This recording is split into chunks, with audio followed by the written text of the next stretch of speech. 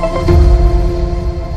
friends, welcome to Annam's Recipes. இன்னைக்கு இந்த வீடியோல லஞ்ச் பாக்ஸ் ரெசிபி தான் பார்க்க போறோம். நிறைய பேர் கேட்டிருக்கீங்க லஞ்ச் பாக்ஸ் ஐடியாஸ் எல்லாம் கொஞ்சம் செஞ்சு காமிங்கன்னு சொல்லிட்டு நான் முடிஞ்ச வரைக்கும் என்னால் முடிகிற அன்னைக்கு வீடியோ எடுத்து போடுறேன். வாங்க இன்னைக்கு லஞ்ச் பாக்ஸ்க்கு என்ன செஞ்சேன்னு பார்க்கலாம்.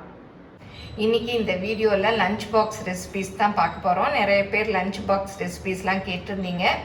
அதனால் என்னால் முடிஞ்ச வரைக்கும் நான் செஞ்சு காமிக்கிறேன். இப்போ இந்த லஞ்ச் பாக்ஸ் ரெசிபிக்கு நான் என்னென்ன செஞ்சுருக்கேன் அப்படிங்கிறத பார்க்கலாம் வாங்க.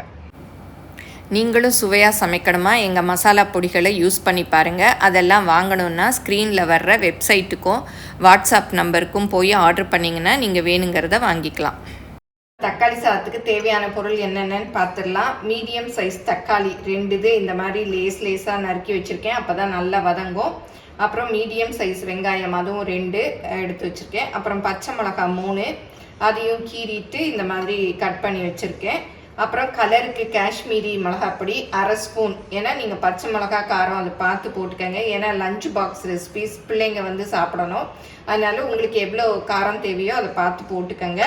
அப்புறம் தேவையான அளவு உப்பு, இஞ்சி பூண்டு பேஸ்ட்டு, அப்புறம் பட்டை, இந்த பட்டை இலை, அவ்வளோதான். அப்புறம் வேறு கிராம்பு ஏலக்காய்லாம் போடல. கிராம்புலாம் போட்டால் ரொம்ப காரமாக இருக்கும், அதனால இது இன்னும் மைல்டாக இருக்கும். அப்புறம் புதினா கொஞ்சம், அப்புறம் கொத்தமல்லி. அரிசி நான் இன்றைக்கி சீரக சம்பா அரிசி தான் எடுத்து கழுவிட்டு ஊற வச்சுருக்கேன். நம்ம ஃபஸ்ட்டே ஊற வச்சுட்டு இந்த மாதிரி காய்கள் எல்லாம் கட் பண்ணோம்னா டக்குன்னு செஞ்சிடலாம். ஏன்னா காலை நேரத்தில் நமக்கு டைமையும் கனெக்ட் பண்ணிக்கணும். இதை ஃபஸ்ட்டு அரிசி எடுத்து ஊற வச்சுட்டு காய்கள் எல்லாம் கட் பண்ணி இதெல்லாம் ரெடி பண்ணி வச்சுக்கிட்டிங்கன்னா டக்குன்னு தக்காளி சாதம் தாளித்து விட்டுறலாம். இஞ்சி பூண்டு பேஸ்டெல்லாம் நம்ம சண்டே நேரம் கிடைக்கிறச்சு இந்த மாதிரி அரைச்சி எடுத்து வச்சுக்கிட்டோன்னா அதுவும் ரெடியாக இருக்கும். தண்ணியும் எடுத்து வச்சாச்சு. இப்போ எப்படி செய்யலான்னு பார்ப்போம். இதுக்கு ஆனியன் ரைத்தா தான் பண்ணியிருக்கேன். நம்ம தக்காளி சாதத்துக்கு வெங்காயம் கட் பண்ணுவோம் இல்லையா, அப்போவே கொஞ்சம் கட் பண்ணிவிட்டு கொஞ்சம் கொத்தமல்லி, பச்சை மிளகாய் இதெல்லாம் எடுக்கிறதுக்கு முன்னாடியே போட்டு மிக்ஸ் பண்ணிவிட்டேன். அப்புறம் தான் சரி இதையும் உங்களுக்கு காமிச்சிடலான்னு தயிரும் ஊற்றிட்டேன். வேணுங்கிற அளவு ஊற்றிக்கங்க, ஊற்றி மிக்ஸ் பண்ணிக்கலாம். இதை பசங்க சாப்பிடுவாங்கன்னா இதை கொடுத்து அனுப்பலாம், இல்லாட்டி நம்ம வீட்டில் இருக்கவங்க இதை சாப்பிட்டுக்கலாம். ஏன்னா சில பசங்களுக்கு வெங்காயம் பிடிக்கும், ஏன்னா ஸ்கூலுக்கு போகிறச்ச வாயெல்லாம் ஸ்மெல் அடிக்கும்னு சில பசங்க சாப்பிட மாட்டாங்க. அதனால அதை பார்த்துக்கங்க. அப்படி இல்லை வெங்காயம் வேணான்னா வெள்ளரிக்காய் மாத்திரம் கூட போட்டு தயிர் பச்சடி பண்ணி கொடுத்து அனுப்பலாம். தக்காளி சாதம் நம்ம குக்கர்லேயே செஞ்சிடலாம். 2 டேபிள் ஸ்பூன் அளவுக்கு எண்ணெய் ஊற்றிக்கலாம். அப்புறம் 2 டீஸ்பூன் நெய் ஊற்றிக்கலாம். நெய் வேணும்னா ஊற்றிக்கங்க, இல்லாட்டா வெறும் எண்ணெய் மாத்திரம் ஊற்றியும் செய்யலாம். இதில் பிரியாணி இலை, பட்டை போட்டுக்கலாம்.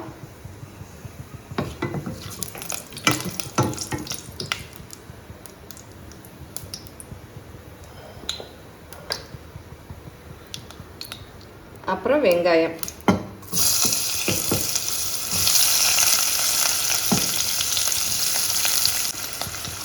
பச்சை மிளகாயும் போட்டுக்கலாம்.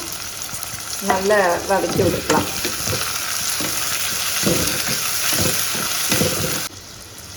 இப்போ இஞ்சி பூண்டு பேஸ்ட்டையும் போட்டுக்கலாம்.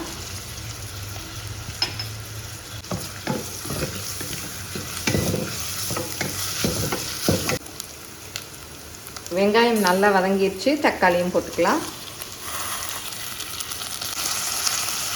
இப்போ உப்பையும் போட்டுக்கலாம். எல்லாத்துக்குமே தெரியும் உப்பு போட்டால் சீக்கிரம் வதங்கிடும்.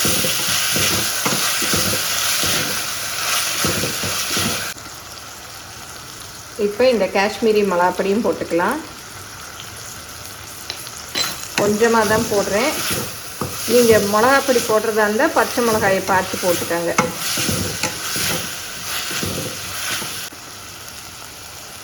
இப்போ புதினா கொஞ்சம், ரொம்ப போடணும்னு இல்லை, கொஞ்சம் போட்டுக்கலாம். அப்புறம் கொத்தமல்லி கொஞ்சம். இது இந்த தக்காளி சாதம் கொஞ்சம் பிரியாணி ஸ்டைலில் இருக்கும், நல்லாயிருக்கும், டேஸ்ட்டாக இருக்கும், சூப்பராக இருக்கும்.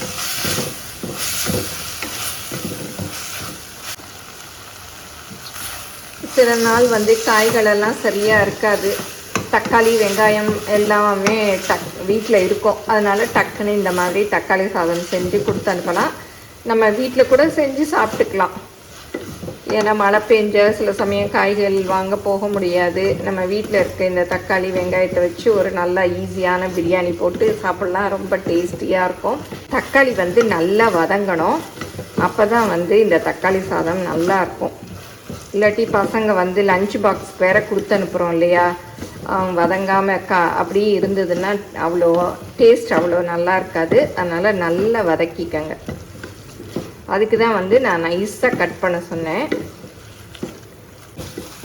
பாருங்கள், ஓரளவுக்கு முக்கால்வாசி மசிஞ்சிருச்சு. இன்னும் கொஞ்சம் மசிஞ்சால் போதும். இப்போ தக்காளி நல்லா மசிஞ்சிருச்சு. இந்த அரிசியை போட்டுக்கலாம். அப்படியே 1 டம்ளர் அரிசி நான் போட்டிருக்கேன். அதனால் 1.5 டம்ளர் தண்ணி ஊற்றிக்கலாம்.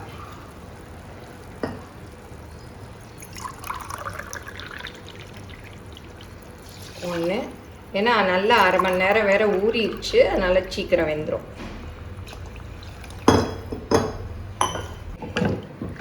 இதை நல்லா மிக்ஸ் பண்ணி விடணும். ஒரு கொதி வரட்டும். இப்போ நல்லா கொதி வந்துருச்சு பாருங்கள். இப்போ குக்கரை மூடி ஒரு விசில் விட்டுடலாம். இது சீக்கிரமே வெந்துடும். ஏன்னா நல்லா ஊறி இருக்கு.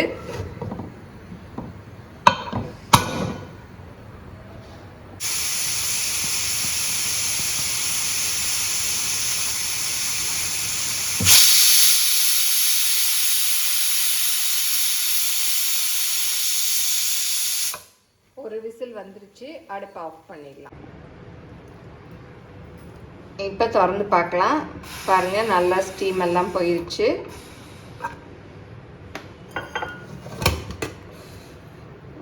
சூப்பராக வெந்துருச்சு. நல்லா வெந்திருக்கு பாருங்கள். இன்னும் நல்லா கலர்ஃபுல்லாக வேணும்னா பச்சை மிளகாயை போடாமல் நீங்கள் காஷ்மீரி மிளகா அப்படி மாத்திரம் கூட போட்டுக்கிட்டிங்கன்னா ரெட் கலராக இருக்கும்.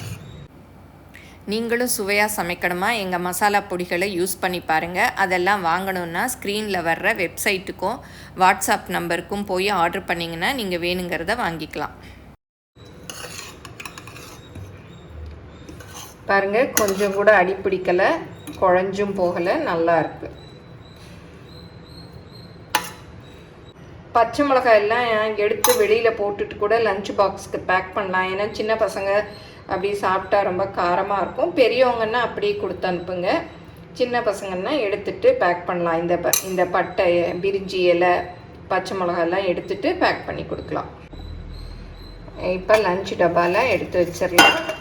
லஞ்ச் டப்பாலாம் எப்போவுமே வந்ததும் சாயந்தரமே வாஷ் பண்ணி நம்ம வச்சுக்கிட்டா தான் காலையில் டக்குன்னு எடுத்து வைக்கிறதுக்கு ஈஸியாக இருக்கும். சில சமயம் லஞ்ச் பேக்கெல்லாம் பசங்க எடுத்து கொடுக்கவே மறந்துடுவாங்க. அதனால் நம்மளும் அப்படியே விட்டுருவோம். காலையில் தான் நமக்கு அந்த ஞாபகமே வரும். அதனால் அதெல்லாம் முதல்ல ரெடி பண்ணி வச்சுக்கோங்க. இதெல்லாம் எடுத்துடலாம். இப்போ லஞ்ச் பாக்ஸுக்கு தக்காளி சாதம் சூப்பராக ரெடி ஆயிடுச்சு. பாருங்கள், இந்த பாக்ஸில் வச்சுருக்கேன். சிப்ஸ் அந்த மூடி மேலே இருக்கு இல்லையா, அதில் வச்சுருக்கேன். அதில் வச்சு பதத்து போயிடும்னா நீங்கள் இதுவும் தனி டப்பாவில் வச்சுக்கலாம். ஆனியன் ரைத்தாவையும் நான் தனி டப்பாவில் வச்சுருக்கேன். ஏன்னா அதோடு வச்சா மிக்ஸ் ஆகி நல்லா இருக்காது சாப்பிட்றச்ச. அதனால் தனியாக இந்த மாதிரி சின்ன டப்பாவில் வச்சுருக்கேன். ஆனியன் ரைத்தாக்கு புளிக்காத தயிரை ஊற்றுங்க. அப்போ தான் அவங்க மத்தியானம் சாப்பிட்றதுக்கு ரொம்ப நல்லாயிருக்கும். அப்புறம் இப்போ மாம்பழ சீசன் இல்லையா, அதனால் மாம்பழம் கட் பண்ணி ஸ்நாக்ஸுக்கு வச்சுருக்கேன். அதுவும் தனி டப்பாவில் வச்சிட்டோன்னா அப்படி வச்சு மூடிக்கிட்டு அவங்க எடுத்து சாப்பிட்டுக்குவாங்க. ஆனியன் பிடிக்காதவங்களுக்கு நீங்கள் கேரட்டில் ரைத்தா பண்ணி கொடுக்கலாம், வெள்ளரிக்காயில் எதில் வேணுமோ பண்ணி கொடுக்கலாம். எல்லோரும் செஞ்சு பாருங்கள். இந்த டொமேட்டோ ரைஸ் பார்த்துருப்பீங்க இல்லையா, எவ்வளோ ஈஸியாக இருந்தது. செஞ்சு பார்த்துட்டு உங்கள் கமெண்ட்ஸை சொல்லுங்கள். பிடிச்சிருந்தா லைக் பண்ணுங்கள். எங்கள் சேனலை மறக்காமல் சப்ஸ்கிரைப் பண்ணுங்கள். ஃபேஸ்புக், இன்ஸ்டாகிராமில் அன்னம்ஸ் ரெசிபீஸை ஃபாலோ பண்ணுங்கள். தேங்க்யூ.